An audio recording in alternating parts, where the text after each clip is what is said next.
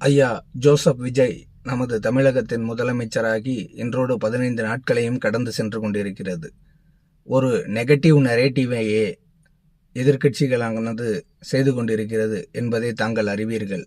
இருந்தபோதிலும் பாரத பிரதமர் அவர்களையும் நிதியமைச்சர், உள்துறை அமைச்சர் அவர்களை சந்திக்க சென்றிருப்பது சற்று மாநில மக்களுக்கு நிம்மதி பெருமூச்சை வழங்குகிறது. அவர்கள் சொல்லும் திட்டத்தை நேரடியாக எதிர்க்காமல் மாநில மக்களுக்கு நலன் பயக்கும் திட்டத்தினை தாங்கள் ஏற்றுக்கொண்டு மாநில மக்களுக்கு நலம் பயக்கும் ஒரு நல்லரசாக தொடர வேண்டும் என்பதே மக்களின் விருப்பம். கர்நாடகாவில் மேகதாது அணைக்கு மேகதாது என்ற ஒரு அணை கட்டி காவிரி நீரை தமிழகத்திற்கு வரவிடாமல் செய்வதற்காக கர்நாடகாவின் துணை முதலமைச்சர், வருங்கால முதலமைச்சர் டி.கே. சிவகுமார் அவர்கள் தன்னிச்சையாக முடிவெடுத்து கொண்டிருக்கிறார். இதனை தடுக்க வேண்டி முன்பிருந்த முதல்வரை போலவே பாரத பிரதமருக்கு தாங்கள் கடிதம் எழுதியுள்ளீர்கள் என்பதை விடுத்து, நீங்கள் உங்கள் அமைச்சரவையில் இடம்பெற்றுள்ள காங்கிரஸ் ஆட்சிதான் கர்நாடகாவில் நடக்கிறது. எனவே காங்கிரஸ் தலைவர் ராகுல் காந்தி அவர்களை வலியுறுத்தி மேகதாதுவின் குறுக்கே அணை கட்டுவதை தடுத்து காவிரி மேலாண்மை வாரியத்தின் தீர்ப்பினை ஏற்று குறுவை சாகுபடி தொடங்கும் காலம் வரப்போகிறது.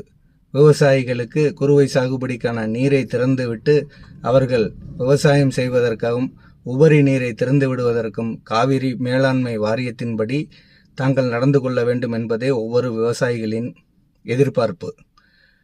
மேலும் தாங்கள் பயிர்க்கடன் 5 ஏக்கருக்கு குறைவாக உள்ளவர்கள் வாங்கிய பயிர்க்கடனை பூரா அனைத்தையும் தள்ளுபடி செய்வேன் என்று கூறினீர்கள்.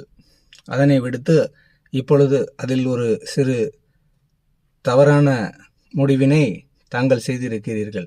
இதனால் அனைத்து தரப்பட்ட விவசாயிகளும் தங்கள் மீது அதிருப்தியில் உள்ளனர். இதனையெல்லாம் மனதில் வைத்துக் கொள்ளுங்கள்.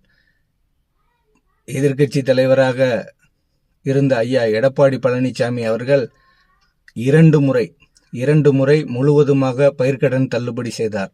சென்ற முறை முதல்வராக இருந்த மு.க. ஸ்டாலின் அவர்கள் கூட பயிர்க்கடனை தள்ளுபடி செய்தார். ஆனால் நீங்கள் தேர்தல் வாக்குறுதியாக அளித்துவிட்டு 50,000 வரை உள்ளவர்களுக்கு மட்டும் பயிர்க்கடன் என்றால் 50,000 ரூபாயெல்லாம் வைத்து பயிர் தொழில் செய்ய முடியாது என்பது கூட உங்களுக்கு தெரியவில்லையே. உங்களது அதிகாரிகளின் பேச்சை கேட்டு நீங்கள் தவறான முடிவினை எடுத்தால் விவசாயிகளின் கடுமையான எதிர்ப்பிற்கு ஆளாவீர்கள் என்பதை தெரிவித்துக் கொள்கிறேன்.